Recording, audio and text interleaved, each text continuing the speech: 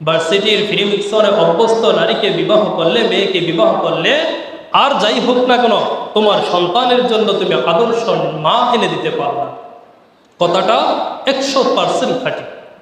সে যখন এই কথাটা বলল, লিখলো, লেখার সাথে সাথে নাস্তিকদের মধ্যে চুলকানি শুরু হয়ে গেল। নাস্তিকদের মধ্যে চুলকানি শুরু হয়ে গেল, কারণ কথাটা সম্পূর্ণ তাদের বিরুদ্ধে। তারা জানে এই কথা হলো একজন ইসলামপন্থীর কথা, তার বিরুদ্ধে বিভিন্ন কথা বলা শুরু করলো। শাহবাগী নাস্তিকরা নাচানাচি শুরু করলো, তার বিরুদ্ধে কথাবার্তা শুরু করে দিল। বাস্তবতা এটাই ভাই, আমার আপনার সমাজে যেই সমস্ত মা বোনরা, যেই সমস্ত মেয়েরা পুরুষদের সাথে অবাধে মিলামেশা করে, যারা পুরুষদের সাথে উঠা বসা করে, ছেলেদের সাথে তারা সবসময় চলাফেরা করে, নেশা দ্রব্য তারা পান করে, ছেলেদের সাথে রাত্রে যাপন করে, তারা কি কখনো আদর্শ মা হতে পারবে না? তারা কখনো আদর্শ মা হতে পারবে না, কারণ তাদের মধ্যে আদর্শ মা হওয়ার গুণ বিন্দু পরিমাণ না। একজন আদর্শের মার গুণ কি হবে? রাসূল করিম সাল্লাল্লাহু আলাইহি ওয়াসাল্লাম বুখারী শরীফের 5090 নম্বর হাদিসের মধ্যে বর্ণিত রয়েছে, হযরত আবু হুরায়রা রাদিয়াল্লাহু তাআলা থেকে বর্ণিত। عن أبي هريرة رضي الله تعالى عنه قال قال رسول الله صلى الله عليه وسلم تنكح المرأة لأربع لمالها ولجمالها ولحسبها ولدينها فاصبر بذات الدين تربت يدا أو كما قال عليه الصلاة والسلام।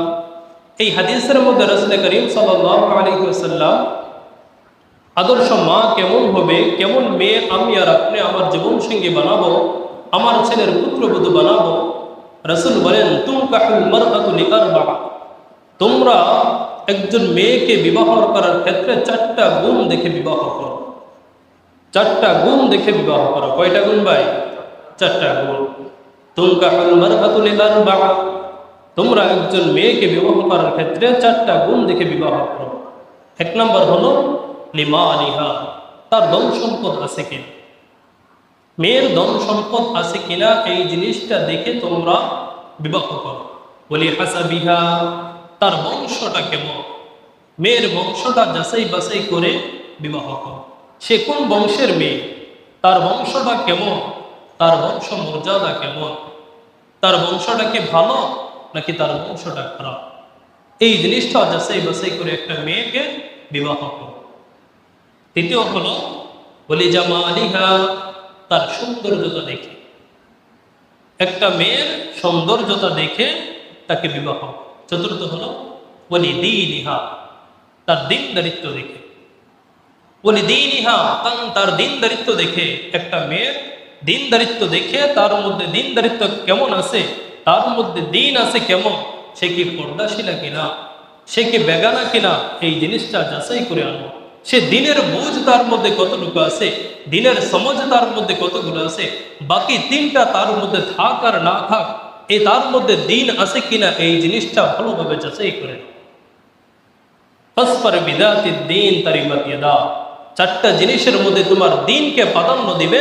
একটা মেয়ের মধ্যে পরিপূর্ণ দিন আছে কিনা এটা যদি তুমি পাও, বাকিগুলো থাকুক আর না থাকুক এটা দেখার কোনো বিষয় নয়।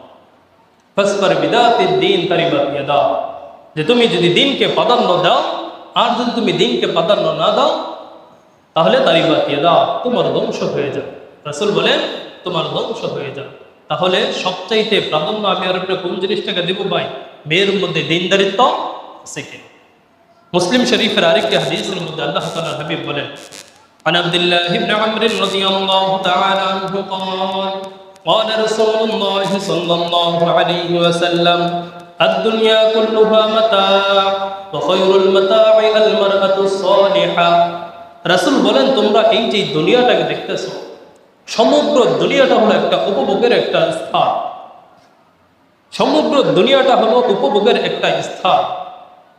তবে খায়রুল মাতা'i আল মারআতু সালিহা, তবে এর মধ্যে সবচেয়ে উত্তম জিনিস হলো আল মারআতু সালিহা, একজন সতীসাধ্য আদর্শবান নারী। সুবহানাল্লাহ।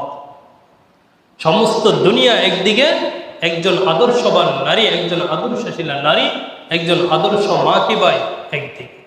রাসূল বলেন যে দুনিয়া পুরোটাই ভোগের বিষয়, ভোগের স্থান, তবে এর মধ্যে সবচেয়ে উত্তম জিনিস যেটা, সেটা হলো কি ভাই আল মারআতু সালিহা, একজন সৎ নারী, একজন সৎসাধ্য নারী।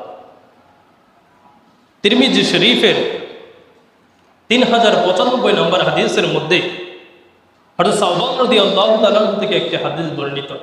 তিনি বলেন, লাম্মা নাযালাত ওয়াল্লাযীনা ইয়াকনিজুনা আয-যাহাবা ওয়াল ফিদ্দা লা ইউনফিকুনা ফি সাবিলিল্লাহ ফাবাশশিরহুম বিআযাবিন আলীম। আল্লাহ পাক রব্বুল আলামিন যখন এই আয়াতটা নাজিল করেছেন, যারা নিয়ে তাদের স্বর্ণ রূপাকে জমা করে, ওয়ালা ইউনফিকুনা ফি সাবিলিল্লাহ, কিন্তু তাদের এই ধন সম্পদ থেকে আল্লাহ তাআলার রাস্তায় খরচ করে না, ফাবাশশিরহুম বিআযাবিন আলীম, তোমরা তাদেরকে যন্ত্রণাদায়ক শাস্তির সুসংবাদ দাও।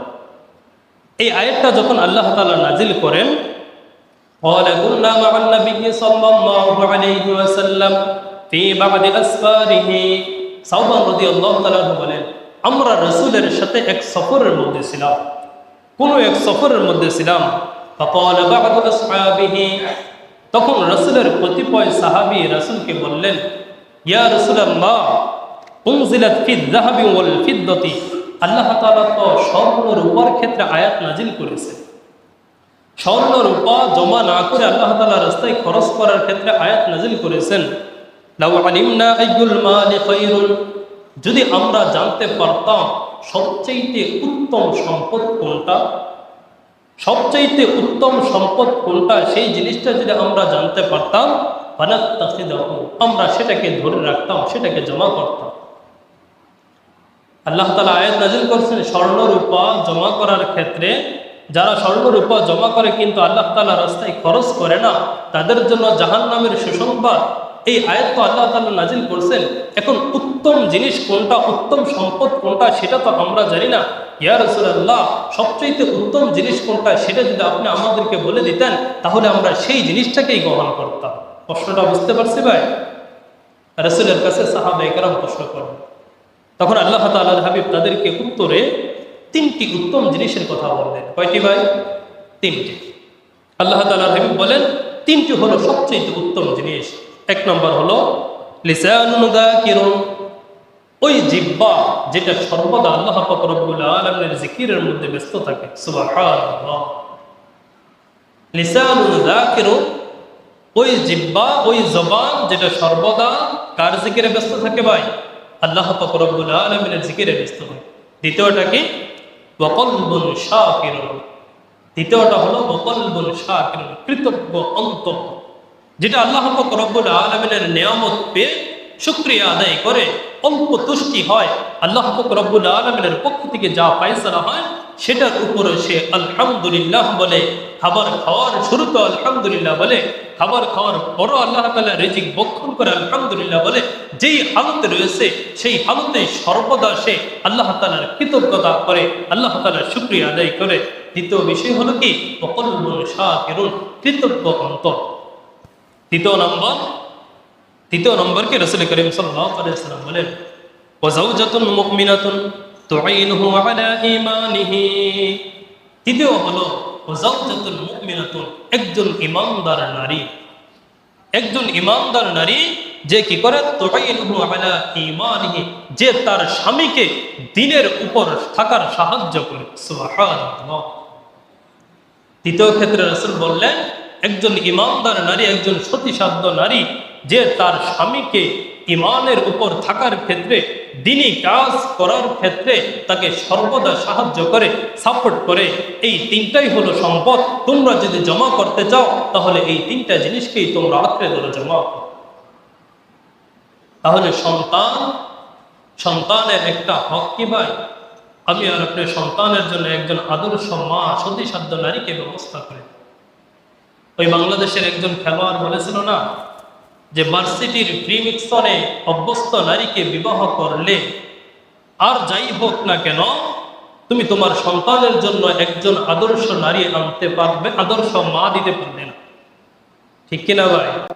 ভার্সিটির প্রিমিক্সনে অভ্যস্ত নারীকে বিবাহ করলে, মেয়েকে বিবাহ করলে আর যাই হোক না কেন তোমার সন্তানের জন্য তুমি আদর্শ মা এনে দিতে পারবে না। কথাটা 100% খাঁটি। সে যখন এই কথাটা বলল, লিখলো, লেখার সাথে সাথে নাস্তিকদের মধ্যে চুলকানি শুরু হয়ে গেল। নাস্তিকদের মধ্যে চুলকানি শুরু হয়ে গেল, কারণ কথাটা সম্পূর্ণ তাদের বিরুদ্ধে। তারা জানে এই কথা হলো একজন ইসলামপন্থীর কথা, তার বিরুদ্ধে বিভিন্ন কথা বলা শুরু করলো। শাহবাগী নাস্তিকরা নাচানাচি শুরু করলো, তার বিরুদ্ধে কথাবার্তা শুরু করে দিল। বাস্তবতা এটাই ভাই, আমার আপনার সমাজে যেই সমস্ত মা বোনরা, যেই সমস্ত মেয়েরা পুরুষদের সাথে অবাধে মিলামেশা করে, যারা পুরুষদের সাথে উঠা বসা করে, ছেলেদের সাথে তারা সবসময় চলাফেরা করে, নেশা দ্রব্য তারা পান করে, ছেলেদের সাথে রাত্রে যাপন করে, তারা কি কখনো আদর্শ মা হতে পারবে না? তারা কখনো আদর্শ মা হতে পারবে, কারণ তাদের মধ্যে আদর্শ মা হওয়ার গুণ বিন্দু পরিমাণ না।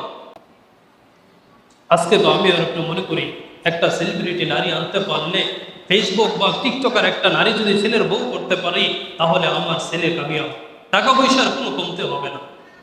এটাই তো আমি আর একটু মনে করি।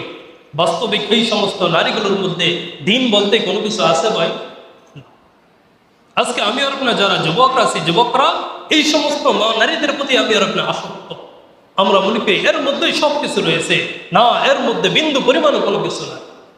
যারা বেপর্দা, বেহায়া, যাদের গার্লফ্রেন্ড, বয়ফ্রেন্ড, বিএফ আর কি জানি জিএফ, জিএফ মানে জাস্ট ফ্রেন্ড, আর বিএফ মানে বয়ফ্রেন্ড, নাকি ভাই? এটাই তো বোঝায়। এই সমস্ত নারীদের রয়েছে, তারা কি কখনো আদর্শ মা হতে পারবে ভাই? না। যেই সমস্ত মা বোনরা, যেই সমস্ত নারীরা টিকটকের মধ্যে ব্যস্ত থাকে, তারা কি আদর্শ মা হতে পারবে না? এই সমস্ত নারীদের ক্ষেত্রে রাসূলের স্পষ্ট বাণী হলো, তারা জান্নাতে তো যাবে দূরের কথা, তারা জান্নাতের ঘ্রাণও পাবে না। মুসলিম শরীফের হাদিস করেন, হযরত আবু হুরায়রা রাদিয়াল্লাহু তাআলা আনহু থেকে বর্ণিত, রাসূল বলেন, আমার উম্মতের মধ্যে দুইটা দল রয়েছে যারা স্পষ্ট জাহান্নামী, তাদেরকে আমি এখনো দেখি নাই। একটা হলো তারা নিসাউন কাসিয়াতুন আরিয়াতুন মুমিলাতুন মাইলাতুন রুউসুন্না কাসনিমাতিল মুফতিল মাইলা লা ইয়াদখুলুল জান্নাতা ওয়া লা ইয়াজিদনা রিহাহা। ওই সমস্ত নারী যারা পোশাক পরেও পোশাক না পরার মতো, যারা এমন পোশাক পরে নিজের প্রতি অন্যকে আকৃষ্ট করে, এই সমস্ত নারীগুলো হালত কি? লা ইয়াদখুলুল জান্নাতা, তারা কখনো জান্নাতে প্রবেশ করবে না। ওয়ালা ইয়াজিদনা রিহাহা, ওই রিহাহা লা ইউজাদু মিন মাসিরাতিন কাদা ওয়া কাদা, এবং তারা জান্নাতে প্রবেশ করবে যে দূরের কথা, তারা জান্নাতের ঘ্রাণও পাবে।